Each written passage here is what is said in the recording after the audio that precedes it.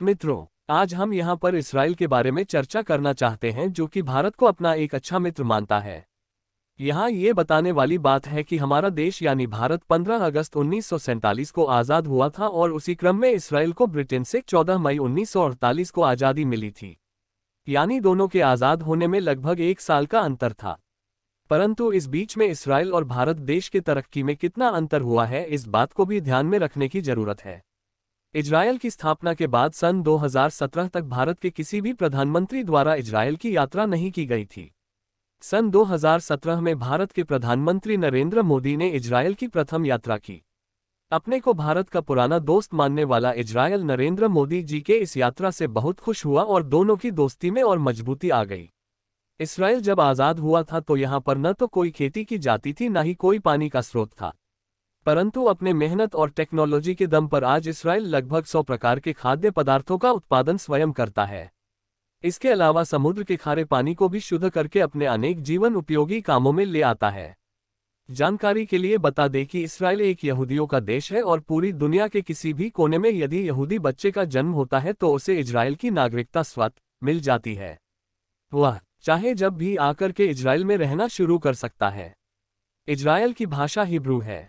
Israel की मातृभाषा का विलुप्तीकरण हो गया था, परंतु इसके अस्तित्व में आने के बाद हिब्रू भाषा को फिर से पुनर्जीवित किया गया और इस भाषा को वहां की राष्ट्रभाषा बना दी गई।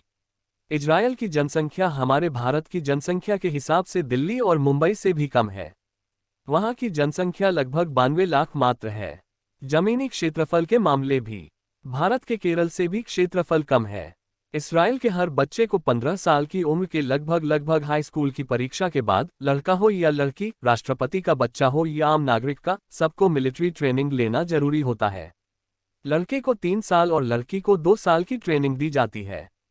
इजराइल में भारत जैसा कोई लिखित संविधान नहीं है, परंतु यह एक लोकतांत्रिक देश है और अपने स्थिति और परंपरा के अनुसार कानून बनाकर के काम किया जाता है।